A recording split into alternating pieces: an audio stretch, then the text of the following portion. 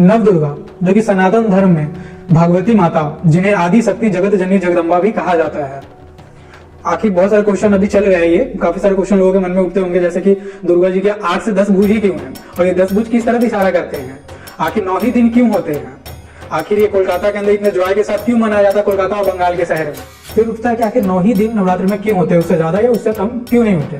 तो कहा जाता है कि नवरात्र यानी कि जो 9 दिन होते हैं उसमें सीजन जो सर्दी से गर्मी की तरफ इशारा करते हैं या गर्मी से सर्दी की तरफ इशारा करते हैं, उसका चेंजिंग पॉइंट होता है। ऋषि मुनियों को ऐसा कहा गया है कि उसका चेंजिंग पॉइंट, इसलिए उस 9 दिन के अंदर देवी की साधना अच्छी मानी जाइए, जो कि धर्म, चिंतन या फिर जीवन के लिए बहुत महत्वपूर्ण रखता है।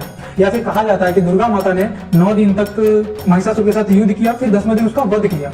या फिर वैष्णो माता ने गुफा के अंदर 9 दिन तक साधना की और 10वें दिन उन्होंने भैरवनाथ का वध किया। लेकिन ऋषि मुनि या फिर पुराने जो ग्रंथ है अगर उनका माने तो कहा गया है कि अंकों में 9 अंक पूर्ण होता है, 9 अंक के बाद कोई अंक होता नहीं, कि कोई रिपीटेशन मोड पे चला जाता है।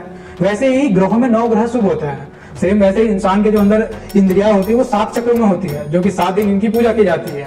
7 दिन इनकी साधना, शक्ति की साधना जगाने के लिए, 8वें दिन शक्ति की पूजा होती है और 9वें दिन शक्ति की सिद्धि की पूजा की जाती है, जो कि इंसान के अंदर जो उसकी जो शक्ति है उसको जागृत करने में काम आती है। इस तरीके से वह प्रांगत मोक्ष की तरफ अपना रास्ता उजागर कर पाता है।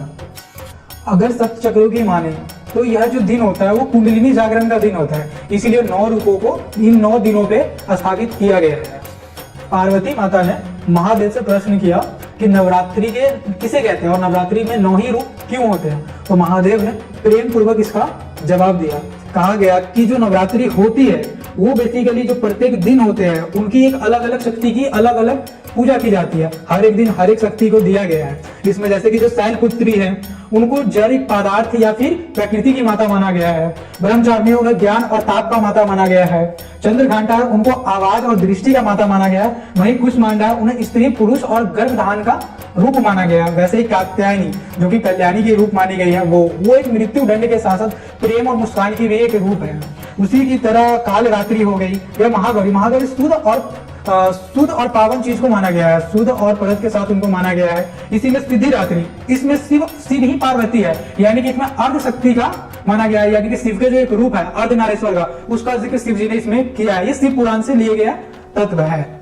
क्यों दुर्गा माता के 8 से 10 भुज होते हैं? अगर मार्कंडे पुराण में देखा जाए तो भुजों का वहां पे अर्थ दिया गया है दिक्पला, 8 दिक्पला और 10 दिक्पला। ये अलग अलग डायरेक्शन का इशारा करते हैं, अलग अलग दिशाएं बताते हैं। जैसे कुबेर नॉर्थ बताता है, यमा साउथ बताता है। इसी तरीके के बाकी 8 के जिक्र है। इसमें जब 2 होते हैं यानी कि 2 भुजा यानी 8 से जो 10 होता है, तो उसमें एक होता है ग्रेविटेशनल फोर्स जो कि 9वें में आता है और एक होता है ग्रेविटेशनल पुल। क्यों है बंगाल में और कोलकाता में दुर्गा पूजा का इतना महत्व?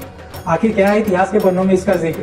क्यों इसे कहा गया है city of Joy Durga Puja के टाइम पे, और यूनेस्को ने कब इसको शामिल किया था? अभी इसमें हम ये जानेंगे। इतिहास के पन्नों की अगर बात करें तो 16वीं सदी के अंत में यानी कि 1576 में पहली दफा यह चीज वहां सेलिब्रेट किया गया था दुर्गा पूजा। उस समय बंगाल भी अविभाजित था, जो कि अभी का बांग्लादेश है। अब कहा जाता है कि 1576 में एक कंस नारायण करके एक राजा थे, उन्होंने अपने गाँव में पहली दफा ये शुरू किया था। अगर कोलकाता की बात की जाए तो वहां पे बड़ीसा फैमिली में राय चौधरी परिवार था, जो कि 16वीं ईस्वी में 8 चलिया पंडाल में इसको पहली दफा सेलिब्रेट करा था। उसके बाद जो है इसकी एक अवधि चली, उसके कुछ पश्चात ये धीरे धीरे ये संयम पे आ गया। फिर उसके बाद कृतिवास ओझा ने, जो कि रामायण, कृतिवास की एक रामायण भी थी, उन्होंने प्रकाशित किया था, जो कि वाल्मीकि से 1.5 सदी पहले की बताई जा रही है, ऐसा अनुमान लगाया जा रहा है, जो कि कृतिवास की ओझा की जो रामायण थी। कृतिवास ओझा ने उसमें जिक्र किया है कि कैसे राम ने रावण का वध करने से पहले शक्ति की साधना की थी और शक्ति की प्राप्ति के बाद ही उन्होंने रावण का वध किया था। उस समय वहां पे शाक्त और वैष्णव में लड़ाइयां चल रही थी बंगाल के अंदर, जो कि शाक्त जो कि राम के भक्त थे और वैष्णव जो कि देवी शक्ति की पूजा करते थे। दोनों में इतनी ज्यादा थी। तो जब रामकृति ओझा ने उस टाइम पे इसको प्रकाशित किया गया तो उन्होंने इस चीज को अपने जरिए लोगों में एक दूसरे की तारीफ किया कि हाँ भाई शक्ति ही राम की आराधना करती है और राम भी शक्ति की। तो दोनों कम्युनिटी ने मिलकर इसको खुशी के साथ सेलिब्रेट किया और उसके बाद यह चीज वहां का सिटी ऑफ जॉय में आ गया। उसके बाद से साल प्रति साल शक्ति की आराधना और शक्ति की पूजा का वहां पे 9 दिन खुशी का खुमार आ जाता है और उसे सिटी ऑफ जॉय का नाम दिया गया। यूनेस्को जो कि एक संस्था है जो कि संस्कृति को संरक्षित करती है और वो संस्था जो कि लोगों को इन चीजों के प्रति आकर्षित करती है और लोगों को बताती है कि इस चीजों को पर्याप्त रूप से करते रहना और इस चीज को बचा कर रखना है।